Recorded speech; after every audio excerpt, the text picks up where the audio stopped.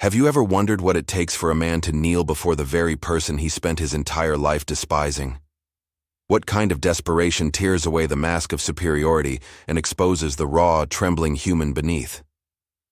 Tonight, I'm going to share with you a story that has been buried in forgotten plantation records for over 150 years.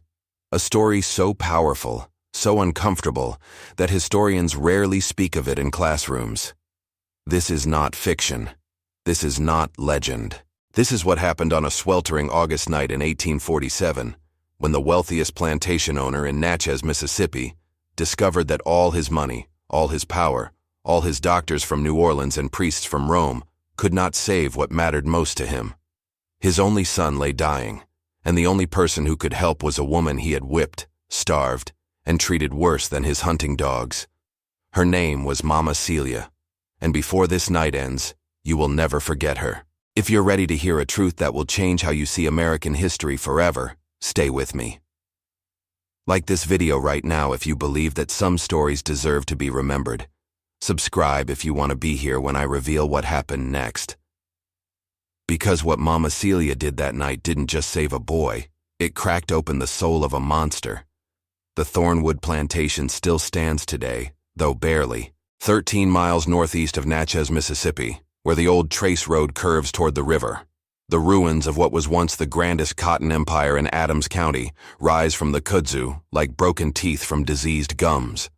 The main house, a Greek revival monument to human vanity, has long surrendered its roof to rot and its columns to termites. But if you walk the grounds at dusk, when the cicadas quiet and the heat releases its grip, you can almost hear them, the clanging of the morning bell, the crack of the overseer's whip, the low moaning songs that rose from the quarters at nightfall. You can almost see them too. The 347 souls who lived and died on this land, whose names were recorded not as people but as inventory, whose children were sold like livestock, whose bodies were broken so that one family could dress in French silk and drink imported champagne.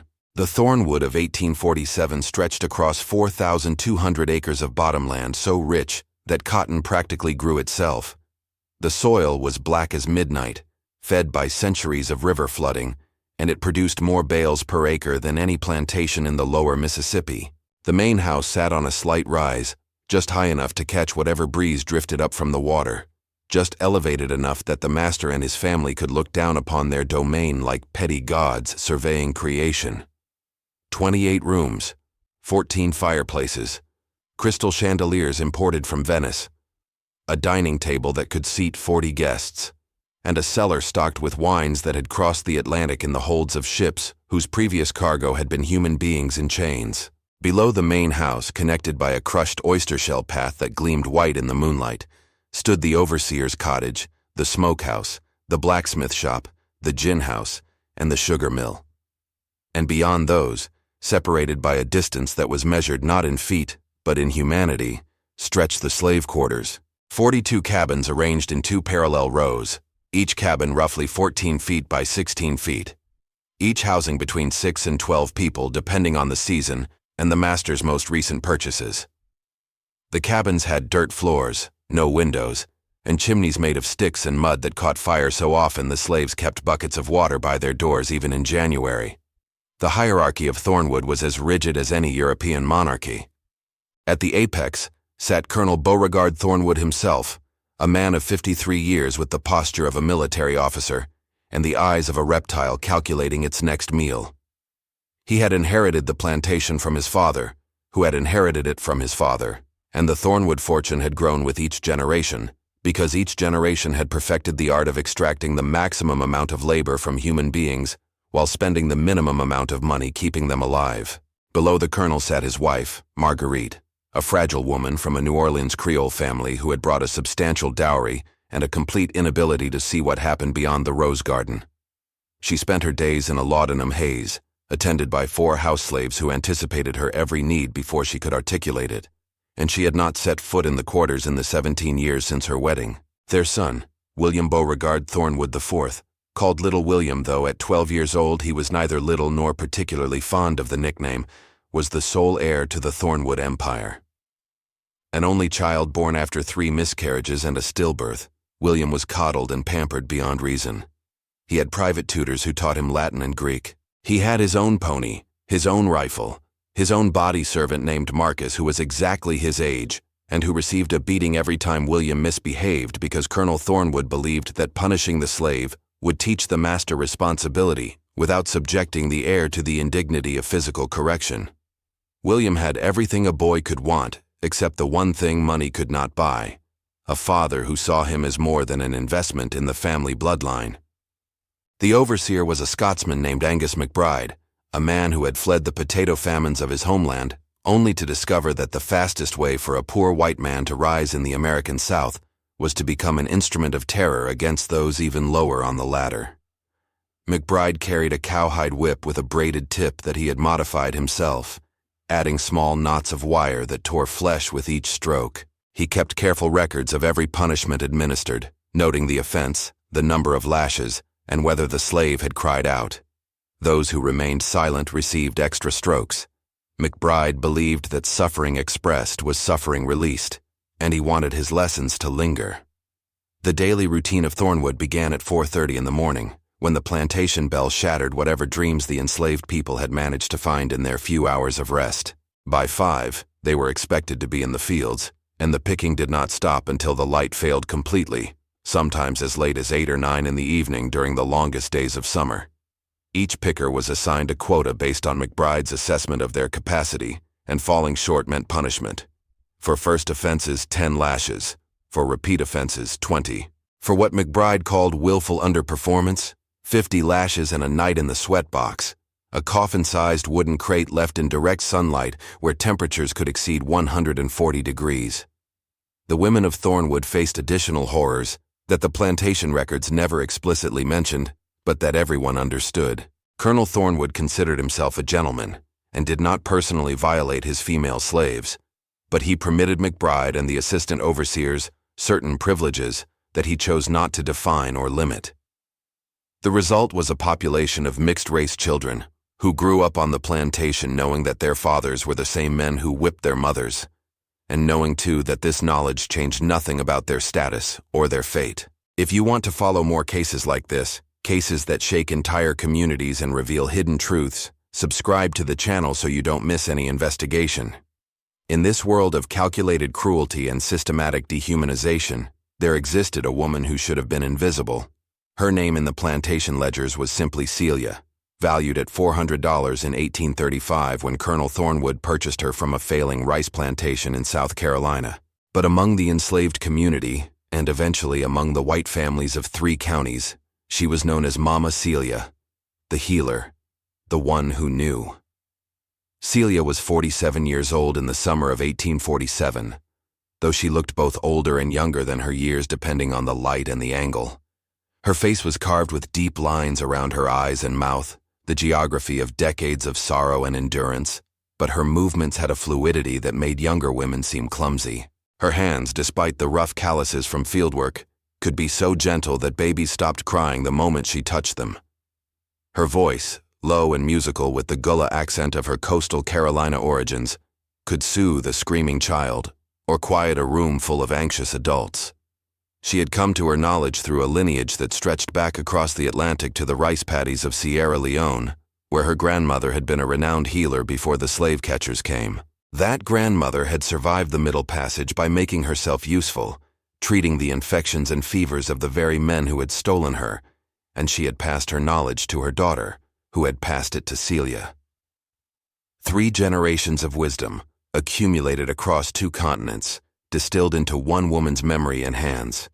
Celia knew which bark to boil for fever and which leaves to crush for pain. She knew how to set a broken bone so it would heal straight, and how to stop a wound from festering when the plantation doctor's mercury treatments only made things worse.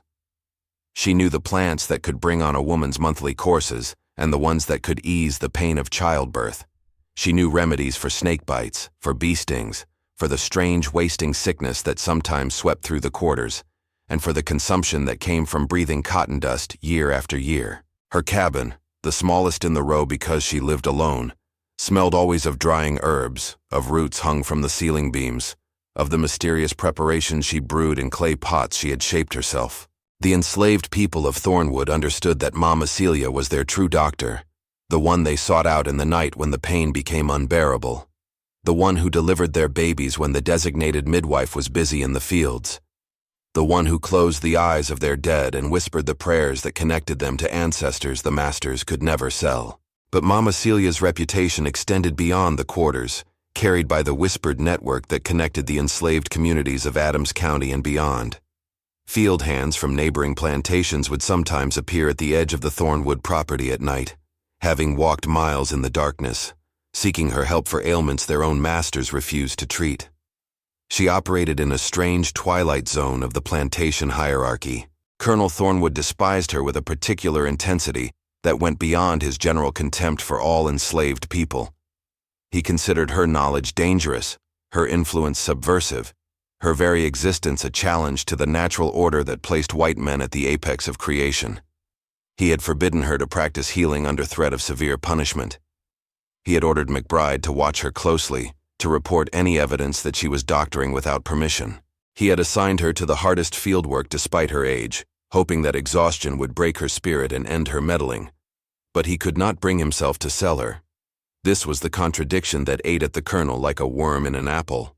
Twice, slave traders had offered him premium prices for Celia, recognizing her value as a healer who could keep a workforce healthy and productive. Twice, the colonel had refused, giving different excuses each time but never the real reason, which he barely admitted to himself.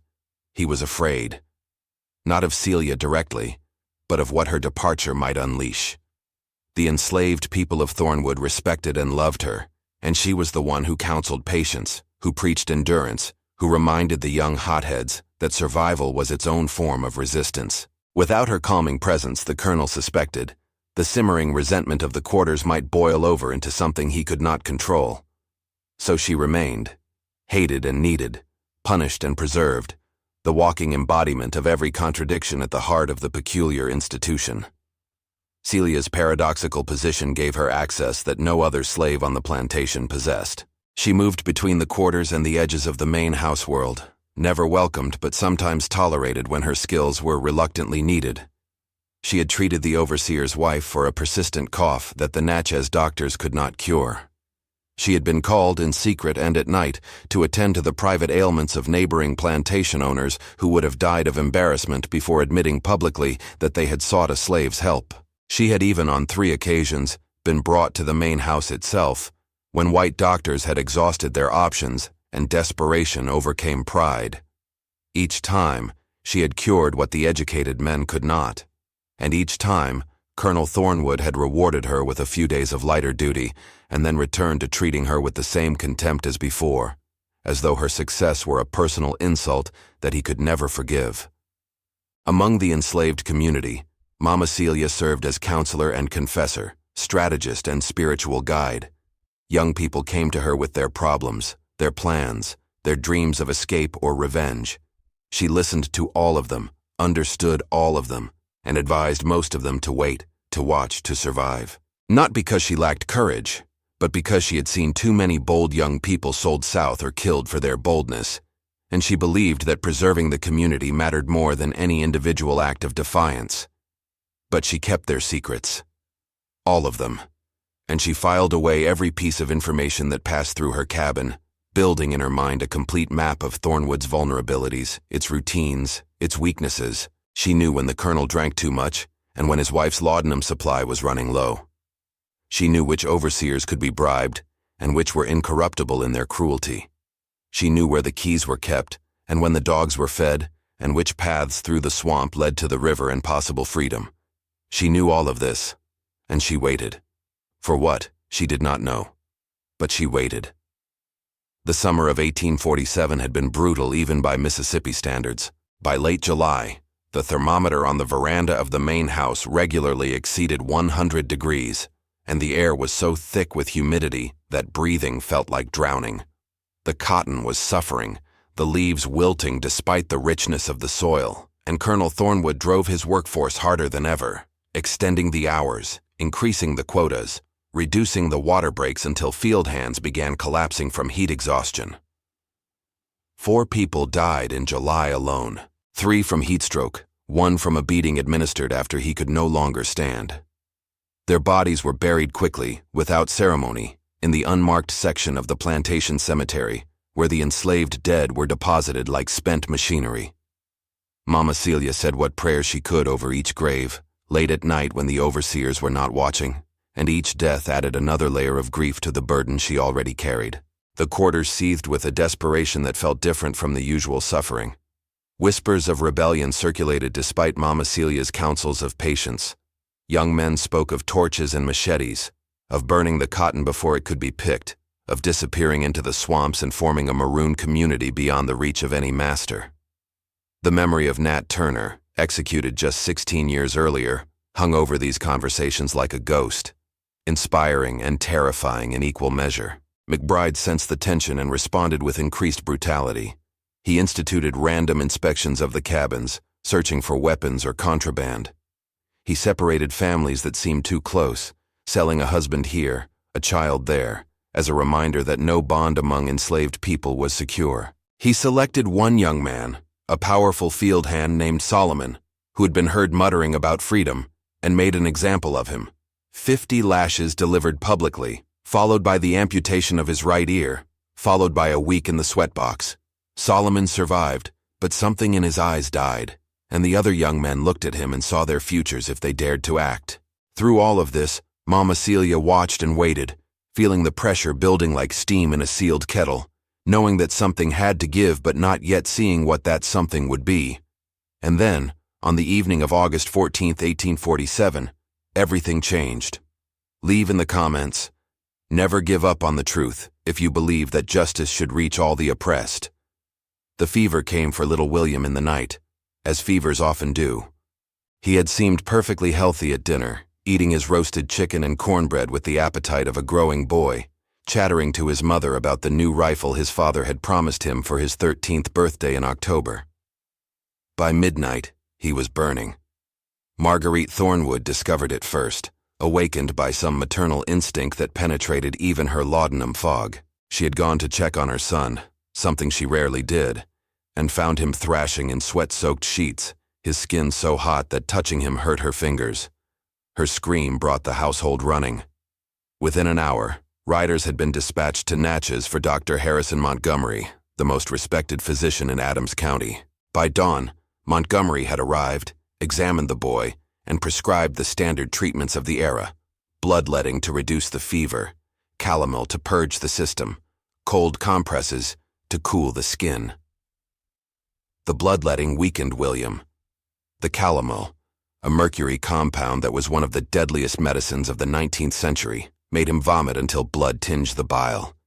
The cold compresses brought temporary relief that vanished within minutes of their removal. By the second day, Dr. Montgomery was joined by Dr. Philippe Beaumont, a French-trained physician from New Orleans, who charged astronomical fees and inspired confidence with his European accent and his leather bag of gleaming instruments. Beaumont examined the boy, consulted with Montgomery, and prescribed additional bloodletting followed by an experimental treatment involving mustard plasters applied to the chest and the ingestion of a solution of arsenic and antimony that was supposed to shock the system into fighting the disease. William's condition worsened. Colonel Thornwood, a man who had never shown doubt in his life, began to unravel. He paced the halls of the great house, snapping at servants, countermanding his own orders, demanding updates from the doctors every 15 minutes, and then cursing them when their news was not what he wanted to hear. He sent riders to Vicksburg, to Jackson, even to Memphis, offering any price for any physician who might have insight into his son's illness. 3 more doctors arrived over the next 2 days, each with their own theories and treatments, each as ineffective as the last. The boy was dying. Everyone could see it now. His skin had taken on a grayish pallor beneath the flush of fever. His breathing had become labored, rattling in his chest like dry leaves in a wind. He drifted in and out of consciousness, calling out for people who were not there, speaking in fragments of Latin from his lessons as though he were reciting to an invisible tutor. The doctors conferred in hushed tones, using words like malignant and crisis, and their faces told the truth their mouths would not speak. On the evening of the 3rd day, Colonel Thornwood did something he had never done before. He went to the chapel. Thornwood Plantation had a small chapel on the grounds, built by the colonel's grandfather as a gesture toward respectability, but rarely used except for weddings and funerals. The colonel was not a religious man in any meaningful sense. He attended services when social obligation required it, and invoked God's name in support of slavery when arguing with the occasional northern visitor, but he had no genuine faith to sustain him in a crisis. Still, desperation has a way of making believers of even the most skeptical, and as he knelt before the altar that night, surrounded by the smell of dust and old wood, Beauregard Thornwood tried to pray. He did not know what to say. The words that came out were more negotiation than supplication, the plea of a businessman trying to strike a deal. He offered God his money, his land, his slaves. He promised to build a new church in Natchez, to fund a hospital, to donate to missionary work in Africa. He bargained and wheedled, and finally, when the bargaining failed, he simply begged, his face wet with tears that he would have been mortified for anyone to witness. "Take anything," he whispered to the empty chapel. "Take everything. Just leave me my son." The chapel had no answer. The candles flickered, the shadows stretched, and somewhere in the main house, his boy continued to burn. Father Cornelius arrived on the fourth day, summoned from the Catholic parish in Natchez at Marguerite's insistence. He was an old man, Irish-born, with a gentle manner that immediately irritated the colonel, but brought some comfort to the household's female members. He administered last rites to William, speaking the Latin prayers in a soft voice while the boy's eyes rolled back in his head and his mother sobbed in the corner. Last rites. The priest was preparing the boy for death.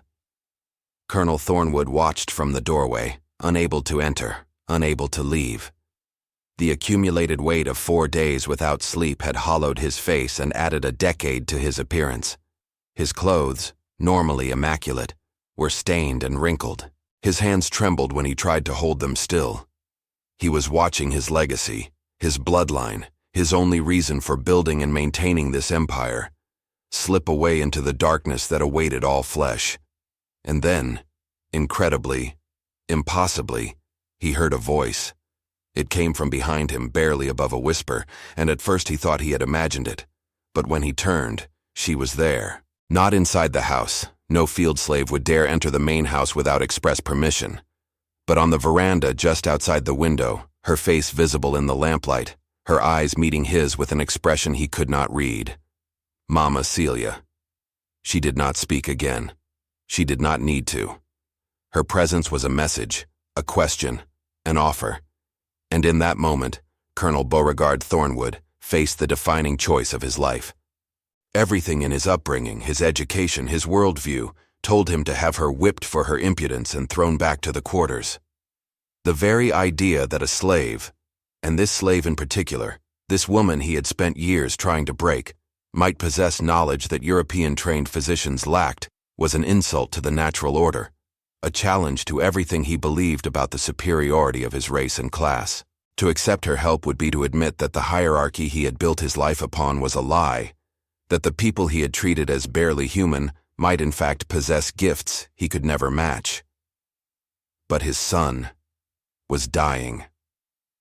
The two truths collided in his mind like trains on the same track, and something had to give. He stood frozen in the doorway, feeling the eyes of his wife, the priest, the doctors, all watching him, waiting for him to restore order, to reassert the control that was slipping away with each of William's labored breaths.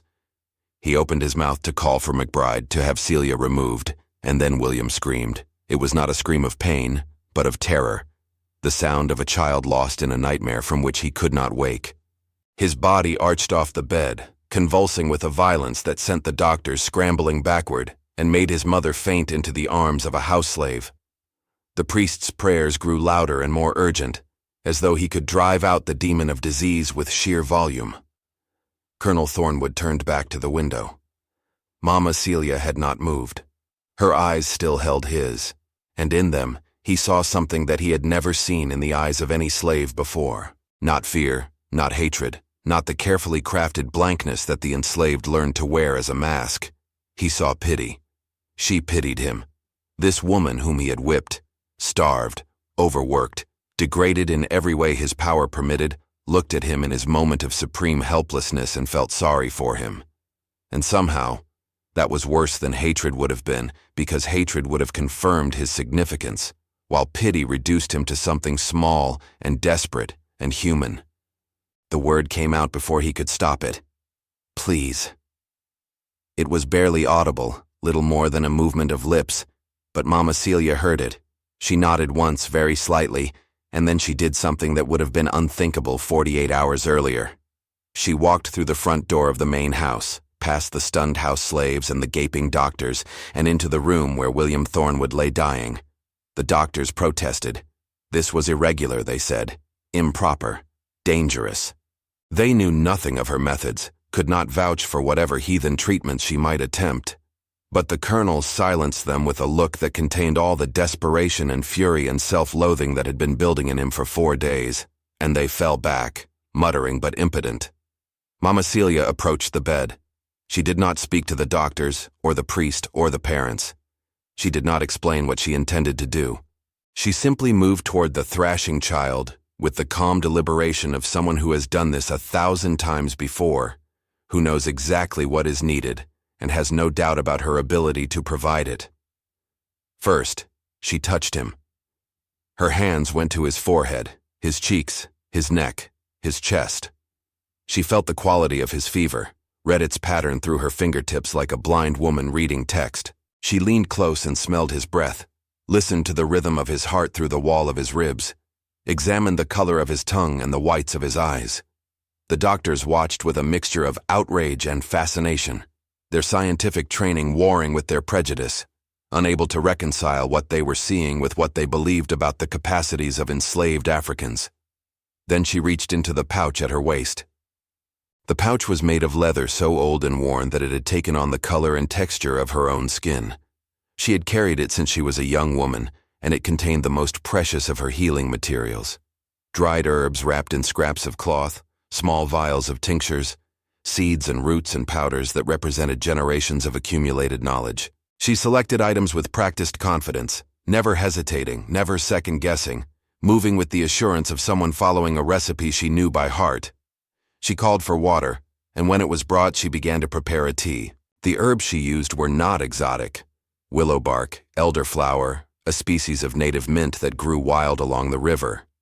But the proportions and the preparation were the result of knowledge that no medical school taught, passed down through oral tradition from healer to healer across centuries and continents. She brewed the tea over a small fire that the house slaves built for her right there in the sick room, ignoring the protests about smoke and propriety, caring only about the temperature and timing that would extract the medicine from the plants without destroying it.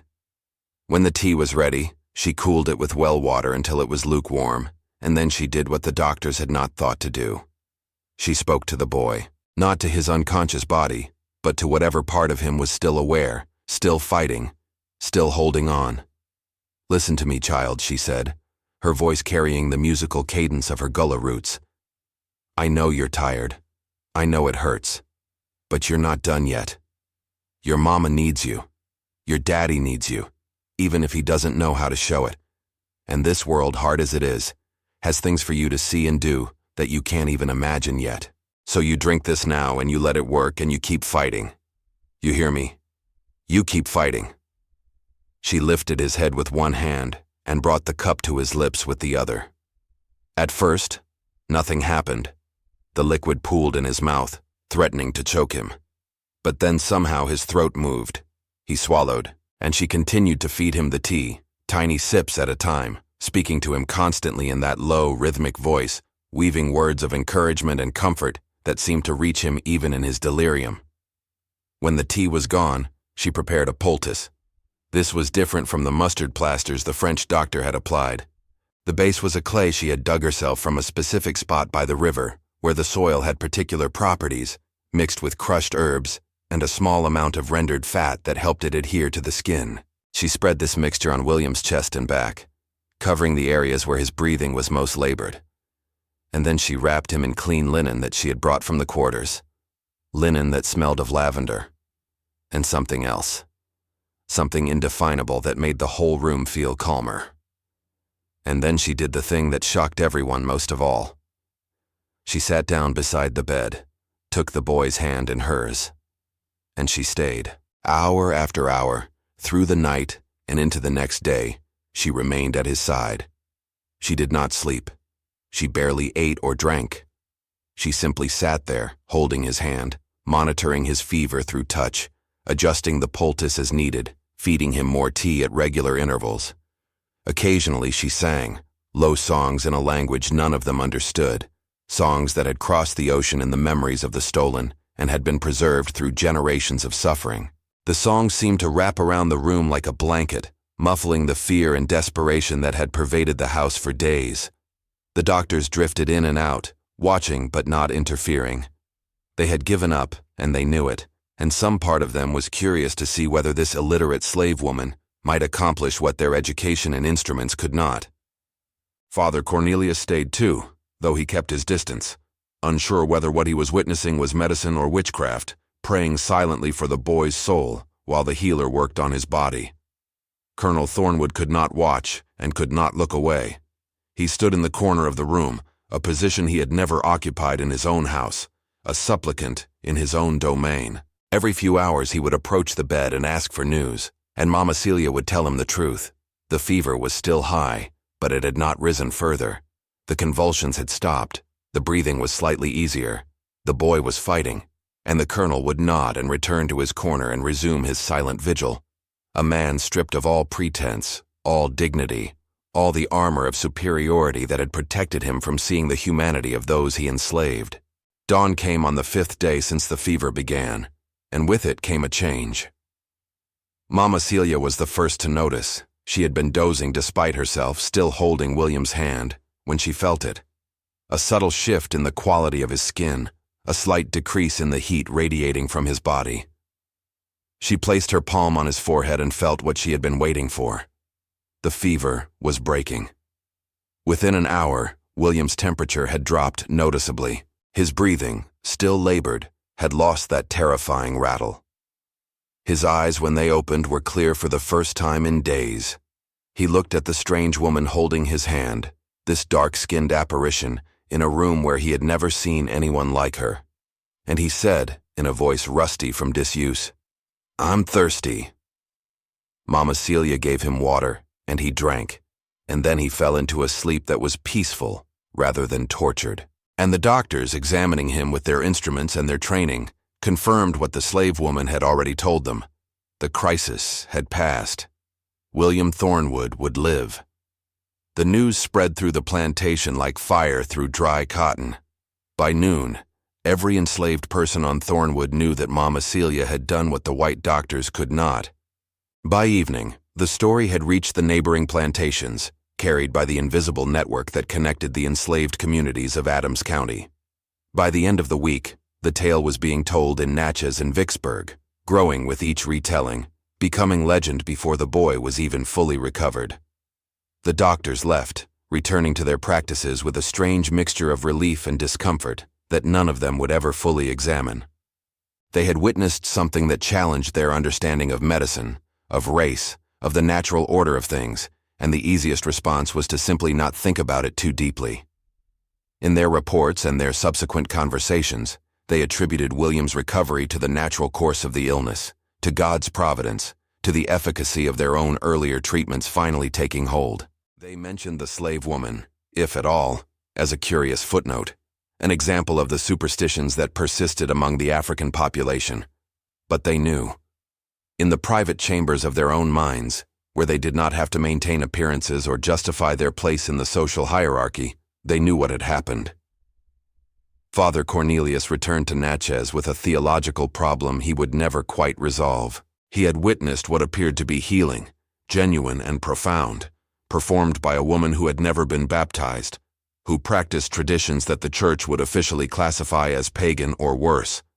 And yet the results were undeniable. The boy lived. The prayers of the faithful had been answered, but the hands that delivered that answer belonged to someone the church did not recognize as a vessel of grace. He would think about this for the rest of his life, and he would never speak of it publicly. And when he died 12 years later, the question was still unanswered in his heart. For Colonel Beauregard Thornwood, The days following his son's recovery were the strangest of his life. He found himself unable to return to normal, unable to resume the routines and attitudes that had defined his existence for half a century. Something had cracked inside him that night when he whispered please to a woman he had spent years tormenting, and the crack would not heal. He tried. God knows he tried. He told himself that he had done what any father would do, that desperation excused the temporary suspension of proper order, that now that the crisis had passed, things could return to the way they had always been. He gave orders for Mama Celia to be returned to field work. He instructed McBride to resume normal discipline. He sat at his desk and reviewed the plantation accounts as though nothing had changed. But everything had changed. He could not look at Mama Celia without remembering her eyes that night. The pity in them, the calm authority with which she had moved through his house and saved his son. He could not watch McBride raise his whip without wondering what knowledge, what gifts, what irreplaceable human value might be destroyed with each stroke. He could not walk through the quarters without seeing the faces differently, without wondering what each of those people might be capable of if they were not crushed beneath the weight of the system he had inherited and perpetuated. The colonel began to drink more heavily than he ever had before. He withdrew from social engagements, claiming that William's illness had exhausted him, and he needed rest. He spent hours alone in his study, staring at the portrait of his father that hung above the fireplace, having silent arguments with the dead man about things he could not articulate even to himself. His wife noticed the change, but attributed it to the stress of nearly losing their son. The doctors noticed and prescribed tonics that the colonel ignored. McBride noticed and grew uneasy, sensing that the foundation of his authority was somehow shifting beneath him, but unable to identify exactly how or why. Only Mama Celia understood what was happening to the master of Thornwood plantation. She had seen it before, in smaller ways, in other white people who had been forced by circumstance to recognize the humanity of those they enslaved. It was a kind of sickness in itself, a fever of the soul, and like all fevers, it could break in different ways. Some people emerged from it transformed, unable to continue participating in the brutality they had once accepted as natural. Others suppressed it, buried it so deep that it never surfaced again, and became even more cruel than before as a way of proving to themselves that nothing had changed. She watched Colonel Thornwood and waited to see which way his fever would break. William recovered fully over the following weeks. The color returned to his cheeks, the strength to his limbs, the appetite to his stomach. By mid-September, he was riding his pony again, practicing with his rifle, resuming his lessons with the tutor who came 3 times a week from Natchez. To all appearances, he was the same boy he had been before the illness, heir to the Thornwood Empire, destined to inherit the land and the people and the wealth that his family had accumulated across generations. But William, too, had changed. He remembered fragments of his fever dreams, and among them, clearer than anything else, he remembered a voice, a woman's voice, low and musical, speaking words he could not quite recall, but whose meaning he understood perfectly. She had called him back from somewhere dark and cold. She had held his hand when he was lost. She had refused to let him go. He began to ask questions about her. Who was the woman who had helped him? Where did she live? Could he see her again? His parents deflected these questions with vague answers and quick changes of subject, but William was persistent in the way that only children can be, and eventually he extracted enough information to understand that the woman who had saved his life was a slave on his father's plantation, someone who lived in the quarters he had been taught to avoid, someone his father had always spoken of with contempt. This did not make sense to William. The woman who had held his hand and sung to him and brought him back from death did not match the description of the lazy, ignorant, barely human creatures his father had always described. There was a contradiction here, and William's 12-year-old mind could not resolve it. One afternoon in late September, while his parents were occupied with visitors from New Orleans, William slipped away from the main house and walked down to the quarters. He had never been there before.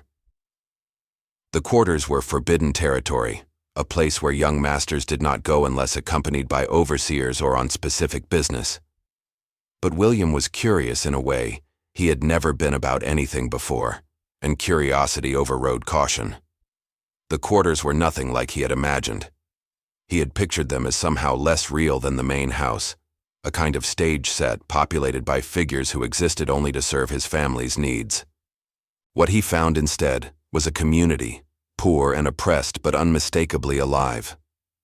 Children played in the dirt paths between cabins, their games interrupted as they stared at the young master who had wandered into their world. Women sat in doorways, mending clothes or preparing food, their conversations falling silent as William passed. Men returning from the fields looked at him with expressions he could not read, a mixture of wariness and something else, something that might have been anger, or might have been hope. He found Mama Celia's cabin at the end of the row, identified by the bundles of herbs hanging from the eaves and the faint smell of something medicinal drifting through the open door. He stood outside for a long moment, suddenly uncertain, feeling the weight of 100 eyes on his back. Then she appeared in the doorway. She looked different than he remembered from his fever dreams, older and more tired, her clothes rough and patched, her feet bare on the packed earth. But her eyes were the same, deep and knowing, and when she looked at him, he felt the same sense of safety he had felt when she held his hand through the long nights of his illness. "I wanted to thank you," he said, "for saving my life." Mama Celia studied him for a long moment. She had lived long enough to know that the gratitude of masters was a fleeting thing, that today's thanks could become tomorrow's whipping if the mood changed or the circumstances shifted. She had seen too many white children grow from innocent curiosity into casual cruelty as they absorbed the lessons their parents taught them. But there was something in this boy's face that made her hope. "You're welcome," she said finally. "Now you should go back to the big house before someone comes looking for you." But William did not leave immediately. He stood there, struggling with questions he did not know how to ask, trying to bridge a gap that centuries of history had carved between them. "Why did you help me?" he asked. "My father. He's not kind to you. I know that. So why did you help me?" Mama Celia considered her answer carefully. This was a moment that could matter, that could plant a seed that might grow into something significant, or that could be forgotten by tomorrow and mean nothing at all. She did not know which it would be, but she knew she had to try. "Because you're a child," she said, "and children don't choose who their parents are or what world they're born into. You were dying, and I could help, and that's what I do. That's what healing means. It doesn't ask whether someone deserves it. It just does what needs to be done." William thought about this. It was different from anything his father or his tutors had ever told him about the natural order, about the differences between the races, about the rightness of the system that made some people masters and others slaves. "But isn't that—" William hesitated, unsure how to phrase his question. "Isn't that what everyone should do? Help people who need it?" Mama Celia smiled, and the smile transformed her face, erasing years of suffering and revealing the woman she might have been in a different world. "Yes," she said, "that's exactly what everyone should do." The conversation was interrupted by the sound of someone calling William's name from the direction of the main house.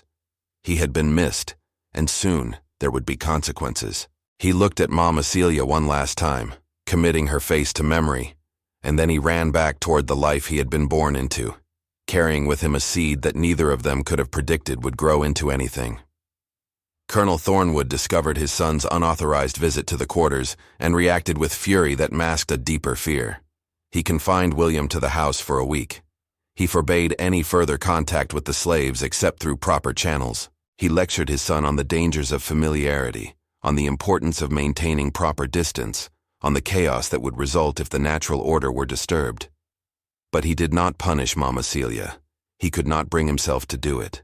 And that failure, that weakness as he saw it, tormented him more than anything else. The autumn of 1847 passed into winter, and Thornwood Plantation settled into something that resembled its previous routine. Cotton was picked, ginned, baled, and shipped to the textile mills of England. Babies were born in the quarters, and old people died, and the ledgers were updated to reflect the additions and subtractions from the colonel's human inventory. McBride continued his regime of discipline and terror, though some of the enslaved people noticed that he seemed to avoid Mama Celia, as though her presence made him uncomfortable in ways he could not explain. But beneath the surface of normalcy, things were shifting. The story of what had happened at Thornwood spread throughout the region, carried by the invisible networks that connected enslaved communities across hundreds of miles. It became legend, growing with each retelling. In some versions, Mama Celia had not just healed the boy, but had struck a bargain with the colonel, extracting promises of better treatment for the enslaved in exchange for her intervention. In other versions, she had worked actual magic, calling on spirits and ancestors to drive the demon of disease from the young master's body.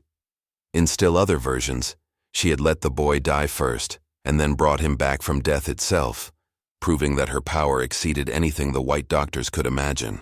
None of these versions were exactly true, but all of them captured something real.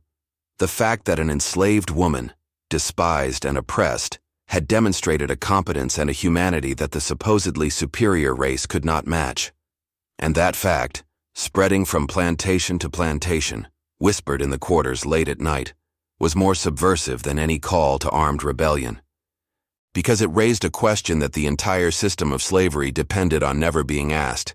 If they were capable of this, what else might they be capable of? Mama Celia understood the power of the story she had become, and she wielded it carefully. She did not boast or draw attention to herself. She continued her healing work quietly, treating those who came to her in the night, avoiding the overseers and the master as she always had. But she knew that her position had changed, that she now carried a kind of invisible protection that came from her fame, that the colonel would not dare sell or severely punish the woman who had saved his only son while the entire county was watching. She used this protection not for herself, but for others. When young people came to her with dreams of escape, she no longer counseled only patience.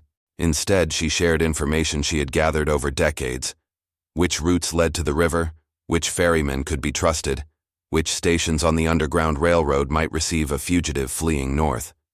She did not encourage flight, understanding the terrible risks involved, but she made sure that those who chose to run had the best possible chance of success.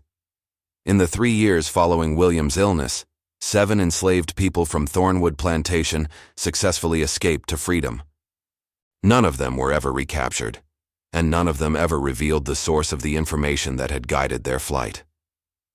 Young William, meanwhile, grew into adolescence with questions that his education could not answer.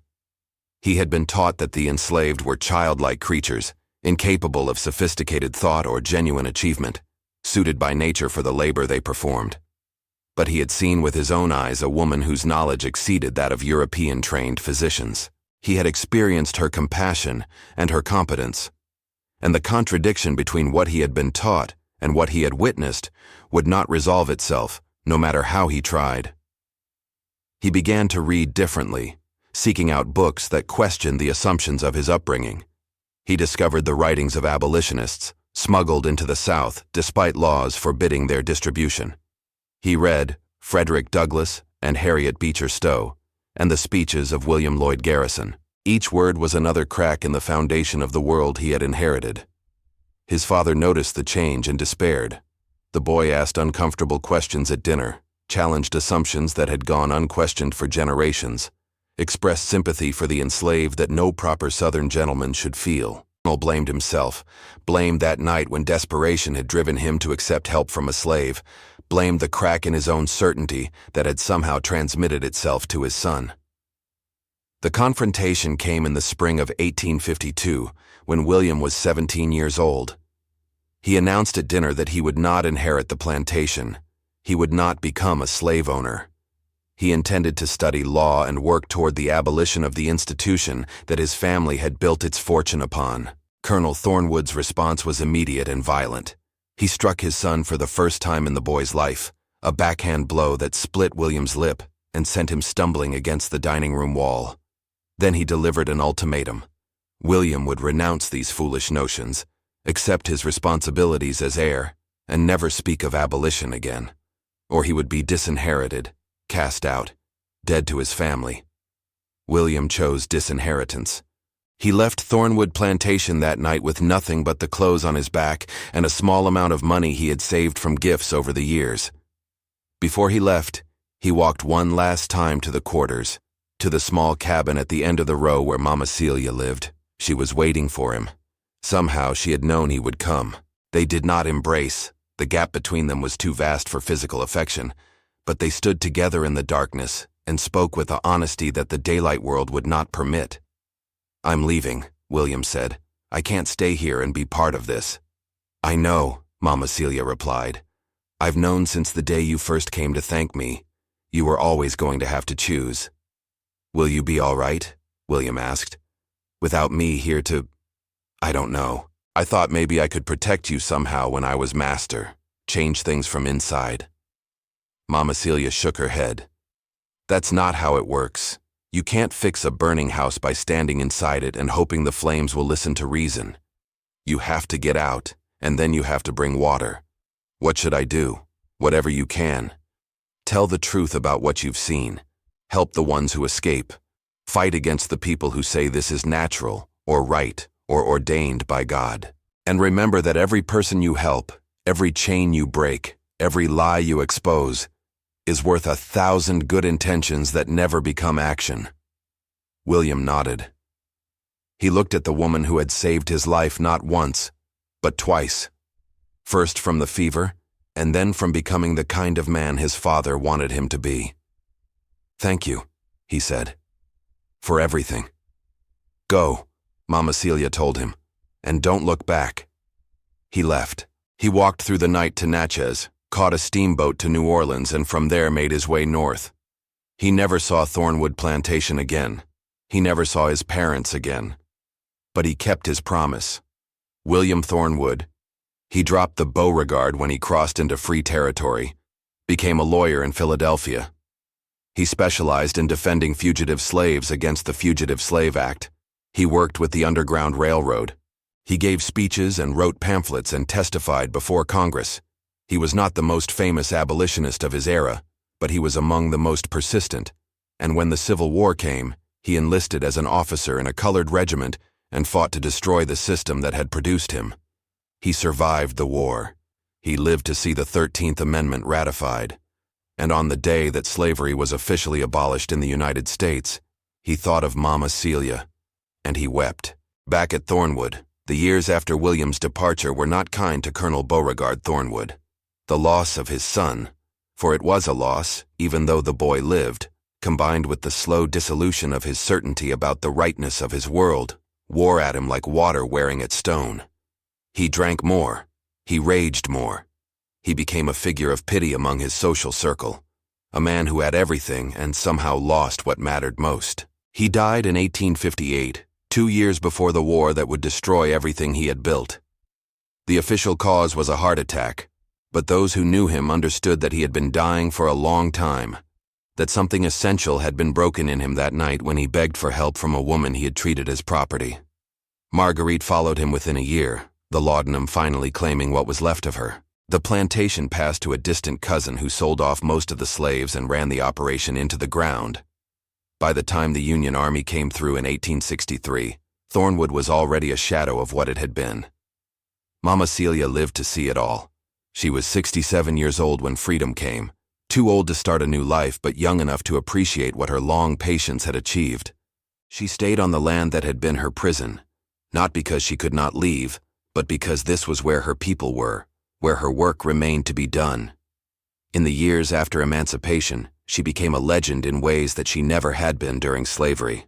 Freed people from across the region came to her for healing, for counsel, for the wisdom she had accumulated across decades of endurance. Young doctors, including some who had been trained in the same northern medical schools that had certified the physicians who had failed to save William Thornwood, came to study with her, to learn the herbal remedies and traditional techniques that their education had dismissed as superstition. She taught anyone who wanted to learn. She held nothing back. And when she finally died in 1871 at the age of 71, the mourners who gathered at her grave represented every community in the region. Former slaves and former masters, black and white, rich and poor, all acknowledging that something irreplaceable had passed from the world. They buried her on a small rise overlooking the remains of Thornwood Plantation. The ruins of the main house were visible from her grave. The columns collapsed, the roof caved in, the glory of the old regime reduced to rubble. Some said it was fitting that she should rest where she could watch the monument to her oppression crumble into dust. Others said that she had chosen the spot herself, in her final days, wanting to be near the place where she had worked her greatest healing. Not the healing of a fever-racked boy, though that was remarkable enough. The greater healing was what that night had set in motion. A young master's awakening, a small contribution to the tide of conscience that eventually swept away the institution of slavery itself. Did Mama Celia know, when she answered the colonel's desperate summons, that she was doing more than saving one child? Did she understand that by demonstrating her humanity so undeniably, she was planting seeds that would grow into something larger? No one can say for certain. She never spoke of it in those terms. When asked about that night in later years, she would simply say that she had done what healers do. She had seen suffering, and she had eased it. But perhaps that is the deepest truth of all. Perhaps the most revolutionary act is not the grand gesture, the dramatic rebellion, the fiery speech. Perhaps it is the simple insistence on being fully human in a system designed to deny that humanity. Perhaps it is touching the fevered forehead of your oppressor's child and choosing to heal rather than to hate. Perhaps it is mercy, offered freely, that cracks open the hardest hearts. The story of Mama Celia spread far beyond Natchez and Adams County, far beyond Mississippi in the South. It was told in churches and schoolhouses, in the homes of the formerly enslaved, and in the libraries of Northern abolitionists. It was written down and passed along, amended and embroidered, but always preserving its essential core. A woman in chains who proved herself more capable than the men who claimed to be her superiors, and who used her gift to save a life that the system said was worth more than her own. Today, if you visit the place where Thornwood Plantation once stood, you will find little to mark what happened there. The land has returned to nature, the cotton fields overgrown with trees, the quarters long since collapsed into the earth. But if you climb the small rise where Mama Celia was buried, you will find a simple stone marker, placed there by descendants of the people she healed. It bears no dates, no elaborate epitaph. Just her name and 4 words: she touched and healed. If you watched until here, it's because you care about these stories that marked our country forever. Leave a comment saying, "I watched until the end," so I can know you and see who really cares about the search for historical truth. Like this video if the story of Mama Celia touched your heart. Share so that the memory of Mama Celia will never be forgotten.